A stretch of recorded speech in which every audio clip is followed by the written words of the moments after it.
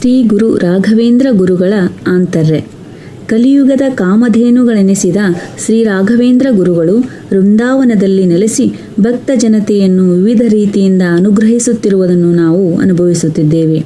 ನರಸಿಂಹ ರೂಪಿಯಾದ ಹರಿಯು ಹಿರಣ್ಯಕಶಿಪುವನ್ನು ವಧಿಸಿದ ಸಂದರ್ಭದಲ್ಲಿ ಬ್ರಹ್ಮ ರುದ್ರಾದಿಗಳು ಸ್ತುತಿಸಿದರೂ ಶಾಂತರೂಪವನ್ನು ತಾಳಲಿಲ್ಲ. ಭಕ್ತ ಪ್ರಹ್ಲಾದನು ಸ್ತುತಿಸಿದಾಗಲೇ ಶಾಂತನಾಗಿ ಅವನಲ್ಲಿ ವಿಶೇಷ ಕರುಣೆಯನ್ನು ತೋರಿದರು. ಅದರಂತೆ ಕಲಿಯುಗದಲ್ಲಿಯೂ ಪ್ರಹ್ಲಾದನ ಅವತಾರರಾದ ಶ್ರೀ ರಾಘವೇಂದ್ರ ಗುರುಗಳಿಂದ ಎಲ್ಲ ಗುರುಗಳಿಗಿಂತಲೂ ವಿಶೇಷವಾದ ಭಕ್ತಾನುಗ್ರಹ ಕಾರ್ಯವನ್ನು ಭಗವಂತನು ಮಾಡಿಸುತ್ತಿದ್ದಾನೆಂದು ಗಮನಿಸುತ್ತದೆ. ಜನರಿಗೆ ಆಧ್ಯಾತ್ಮಿಕ ಶ್ರೇಯಸ್ಸನ್ನು ಮಾತ್ರ ಕರುಣಿಸುವ ಅನೇಕ ಗುರುಗಳಿರಬಹುದು. ಆದರೆ ಭಕ್ತರಿಗೆ ಲೌಕಿಕ ಪ್ರಯೋಜನ ಮತ್ತು ಪರಲೌಕಿಕ ಶ್ರೇಯಸ್ಸು ಇವೆರಡನ್ನೂ ನೀಡುವ ಕರುಣಾಮೂರ್ತಿಗಳಾದ ಗುರುಗಳೆಂದರೆ ಶ್ರೀ ರಾಘವೇಂದ್ರ ಸ್ವಾಮಿಗಳು ಎಂದು ನಾವು ಹೇಳಬಹುದು. ಶ್ರೀ ರಾಘವೇಂದ್ರ ಸ್ವಾಮಿಗಳು ಭಕ್ತರಿಗೆ ನೀಡುವ ಈ ಲೌಕಿಕ ಅನುಗ್ರಹದ ಉದ್ದೇಶವೇನು? ಲೌಕಿಕ ಪ್ರಯೋಜನದ ಆಕರ್ಷಣೆಯನ್ನು ನಮ್ಮ ಮುಂದೆ ಯಾಕೆ ಒಡ್ಡುತ್ತಿದ್ದಾರೆ ಎಂಬ ಅನೇಕ ಪ್ರಶ್ನೆಗಳು ನಮಗೆ ಉದ್ಭವಿಸಬಹುದು. ಈ ದಿಶೆಯಲ್ಲಿ ರಾಘವೇಂದ್ರ ಗುರುಗಳ ಆಂತರ್ಯವನ್ನು ಅನೇಕ ಬಗೆಯಿಂದ ನಾವು ಅರಿತುಕೊಳ್ಳಬಹುದು. ದೇವರನ್ನು ಮತ್ತು ಅತೀಂದ್ರಿಯವಾದ ಸ್ವರ್ಗ, ನರಕ, ಧರ್ಮ, ಅಧರ್ಮಗಳನ್ನು ನಾಸ್ತಿಕ್ಯವಾದಿಗಳು ಮೊದಲಿನಿಂದಲೂ ಆಕ್ಷೇಪಿಸುತ್ತಲೇ ಬಂದಿದ್ದಾರೆ. ದೇವರು ಇದ್ದರೆ ನಮ್ಮ ಇಂದ್ರಿಯಗಳಿಗೆ ಆತನು ಯಾಕೆ ಗೋಚರವಾಗುವುದಿಲ್ಲ? ಪ್ರತ್ಯಕ್ಷಕ್ಕೆ ಗೋಚರವಾಗದ ಈ ಅತೀಂದ್ರಿಯ ವಸ್ತುಗಳನ್ನು ನಾವು ಏಕೆ ಒಪ್ಪಬೇಕು? ಎಷ್ಟೇ ವೇದ ಪುರಾಣಗಳ ವಚನಗಳನ್ನು ನಾವು ಉಲ್ಲೇಖಿಸಿದರೂ ನಾಸ್ತಿಕ್ಯವಾದಿಗಳ ಈ ಆಕ್ಷೇಪಣೆಯಂತೂ ನಿಲ್ಲಲಿಲ್ಲ.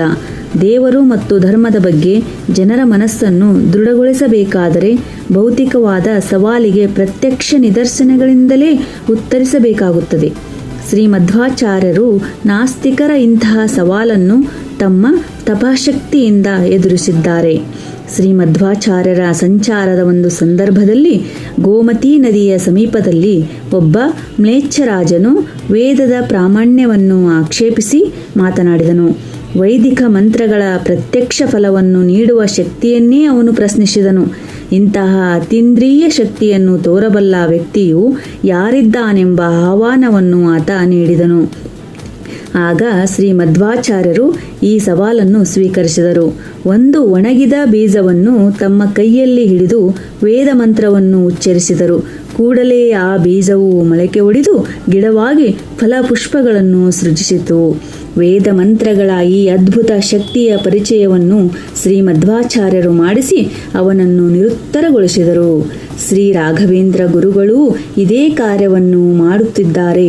ಜನರ ಭೌತಿಕ ಕಷ್ಟಗಳ ನಿವಾರಣೆ ಮಾಡುವುದರ ಜೊತೆಗೆ ಜನರಲ್ಲಿ ಅತೀಂದ್ರಿಯ ಶಕ್ತಿಯ ಬಗ್ಗೆ ವಿಶ್ವಾಸವನ್ನು ಮೂಡಿಸಿ ಭಗವಂತನಲ್ಲಿ ಶ್ರದ್ಧೆಯನ್ನು ನಿರ್ಮಿಸುತ್ತಿದ್ದಾರೆ. ದೇವರು ಎಲ್ಲಿದ್ದಾನೆ? ದೇವರು ಇದ್ದರೆ ನಮಗೆ ಯಾಕೆ ಕಾಣಿಸುವುದಿಲ್ಲ?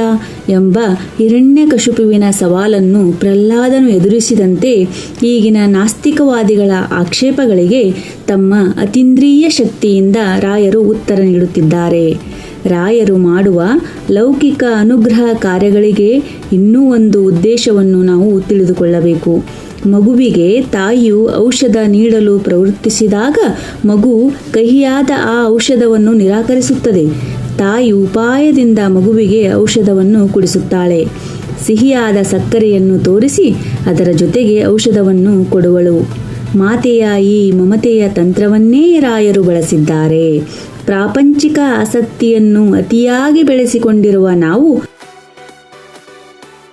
ನಮ್ಮ ಅಪರೋಕ್ಷ ಜ್ಞಾನಿಗಳಾದ ಗುರುಗಳು ನೀಡುವ ಮುಕ್ತಿಯ ಕೊಡುಗೆಯನ್ನು ಕಹಿ ಔಷಧದಂತೆ ತಿರಸ್ಕರಿಸುತ್ತೇವೆ. ಆದರೆ ಕಾರುಣ್ಯ ಮೂರ್ತಿಗಳಾದ ಗುರುಗಳು ನಮ್ಮನ್ನು ಅಲ್ಲಿಗೆ ಬಿಡಲಾರರು. ಅವರಲ್ಲಿ ತಾಯಿಯ ವಾತ್ಸಲ್ಯ ತುಂಬಿದೆ. ಲೌಕಿಕ ಪ್ರಯೋಜನದ ಸಕ್ಕರೆಯನ್ನು ನಮ್ಮ ಮುಂದೊಡ್ಡಿ ಕ್ರಮಕ್ರಮವಾಗಿ ಅಧ್ಯಾತ್ಮದ ಕಡೆಗೆ ಆಕರ್ಷಿಸುವ ಕಾರ್ಯವಿಧಾನವನ್ನು ಅವರು ಅನುಸರಿಸುತ್ತಿದ್ದಾರೆ. ಲೌಕಿಕ ಅನುಗ್ರಹವನ್ನು ನೀಡುವ ರಾಯರ ಉದ್ದೇಶ ಮತ್ತು ಆಂತರ್ಯವನ್ನು ನಾವು ಅರ್ಥ ಮಾಡಿಕೊಳ್ಳಬೇಕು. ಲೌಕಿಕ ಫಲಗಳಿಂದಲೇ ಆಗದೆ ಅಧ್ಯಾತ್ಮದ ಮಾರ್ಗದಲ್ಲಿ ನಾವು ಮುನ್ನಡೆದಾಗಲೇ ಶ್ರೀ ರಾಘವೇಂದ್ರ ಗುರುವರ್ಯರಿಗೆ ಸಮಾಧಾನವಾಗುವುದು. ಅವರನ್ನು ಈ ರೀತಿಯಿಂದ ತೃಪ್ತಿಪಡಿಸಲು ನಾವು ಸರಿಯಾದ ಪ್ರಯತ್ನ ಮಾಡಬೇಕು.